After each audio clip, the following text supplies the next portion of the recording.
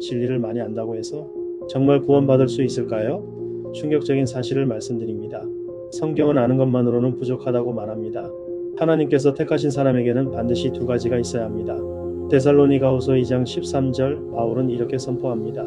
하나님이 처음부터 너희를 택하사 성령에 거룩하게 하신가? 진리를 믿음으로 구원을 얻게 하심이니.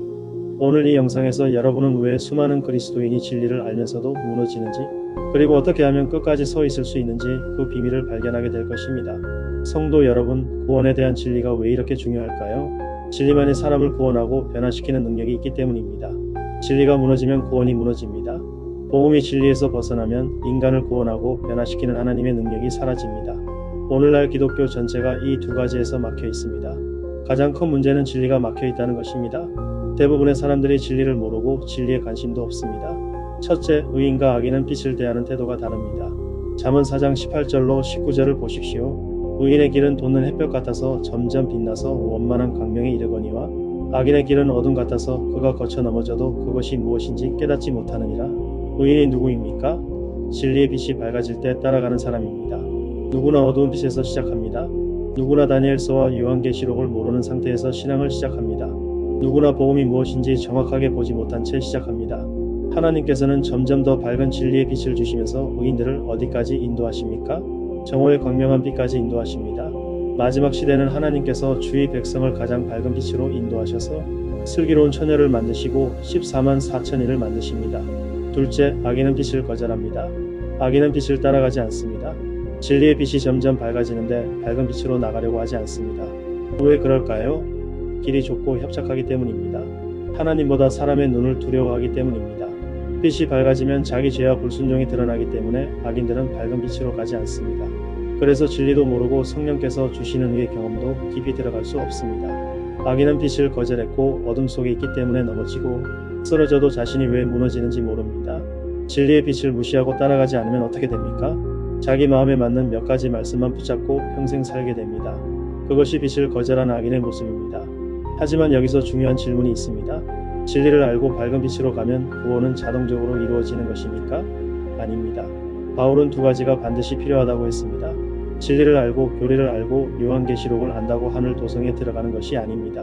성령의 거룩하게 하시는 역사가 무엇인지 모르면 계속해서 감정이 무너지고 마음이 무너지기 때문에 전진할 수 없고 성장할 수 없습니다. 첫째, 성령의 거룩하게 하시는 역사란 무엇입니까?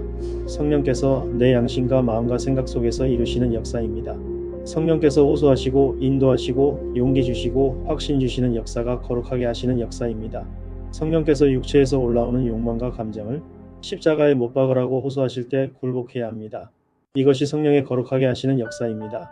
이 성령의 역사를 무시하거나 외면하면 교회에 수십 년 다녀도 구원이 무엇인지 모르게 됩니다.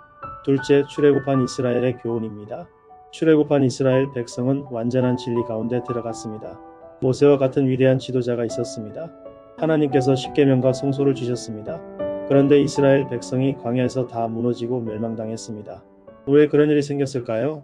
진리를 받았지만 성령의 거룩하게 하시는 역사가 이루어지지 않았기 때문입니다. 매 안식일마다 모세의 설교를 들었습니다. 그러나 원망하고 시기하고 욕심 부리다가 광야에서 다 멸망당했습니다. 셋째, 하나님께서는 우리의 충성을 입증하십니다. 증언보감 1권 186에서 187페이지를 보십시오. 하나님께서는 당신의 백성의 충성을 입증하실 것이다. 중보자 그리스도께서는 인내로서 견디고 계신다. 하나님께서 막무가내로 이 사람을 구원하자고 주장할 수 없습니다. 하나님께서는 우리의 충성을 증명해 보이시므로 우리가 마땅히 구원받아야 한다는 사실을 증명하십니다.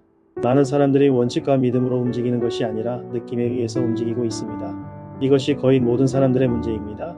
엄숙하고 두려운 기별이 그들에게 주어졌고 마음을 휘저어 놓았습니다.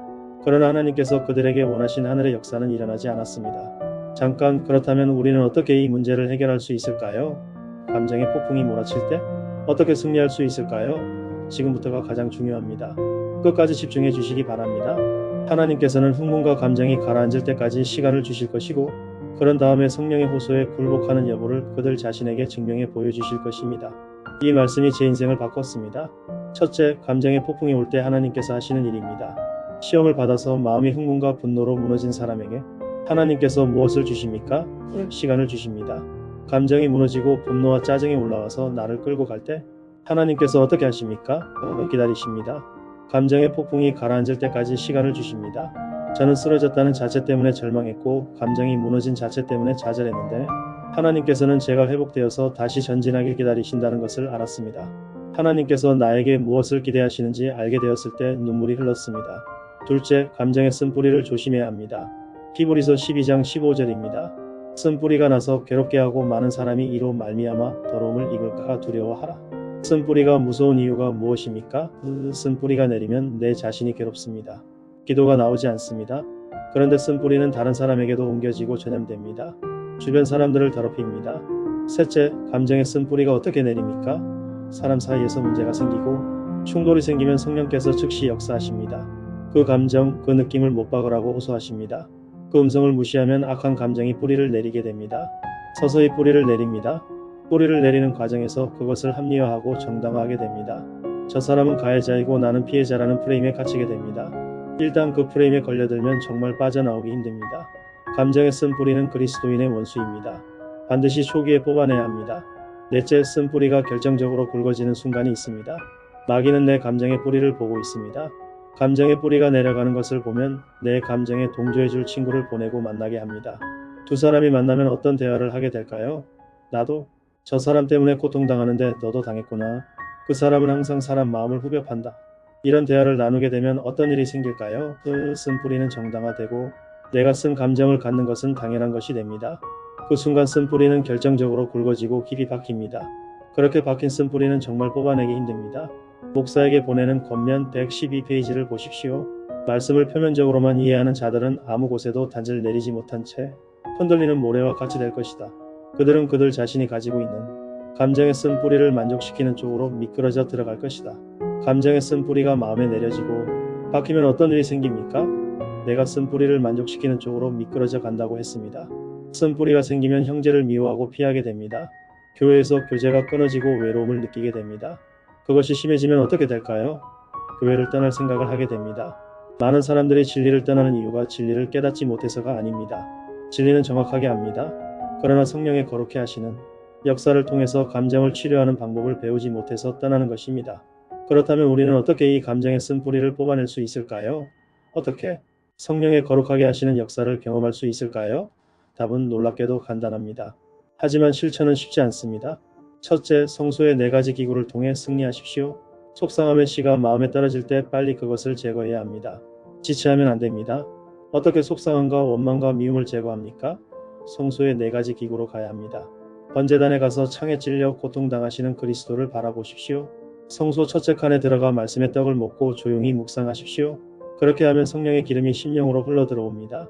분향단으로 가서 기도하십시오. 중보자 그리스도께 도와달라고 간구하십시오. 성소의 4가지 기구를 통해서 떨어져 나가지 않는 죄가 있을까요? 없습니다. 어떤 죄든지 어떤 감정이든지 정복하고 승리할 수 있습니다. 둘째, 쓴 감정 때문에 고통하는 형제를 어떻게 도와주어야 합니까? 승리의 복음을 믿는 성도들은 이렇게 도와줍니다. 형제님, 마음에 큰 상처를 받으셨군요. 우리 함께 기도합시다. 주께서 승리로 인도하실 것입니다. 형제님, 마음의 상처를 치료해 달라고 기도합시다. 성령께서 감정을 치유하시고 승리를 주실 것입니다. 이것이 성도들의 교제입니다. 이런 거룩한 교제를 위해서 주께서 우리에게 복음을 주시고 공동체를 주신 것입니다. 한 사람이 연약해서 흔들릴 때 다른 사람이 잡아주는 것, 그것이 사랑의 공동체입니다. 성도 여러분, 오늘 우리가 발견한 진리를 한 문장으로 요약하겠습니다. 하나님께 택함받은 사람에게는 반드시 2가지가 있어야 합니다. 진리의 빛과 성령의 거룩하게 하심입니다. 진리만 가지고는 부족합니다. 성령의 역사만 가지고도 부족합니다. 둘 다 있어야 합니다. 실물교훈 413페이지를 보십시오. 성령의 역사에 익숙해져야만 혼인잔치에 참여할 수 있다. 슬기로운 처녀들은 항상 기름과 등을 갖고 있었다.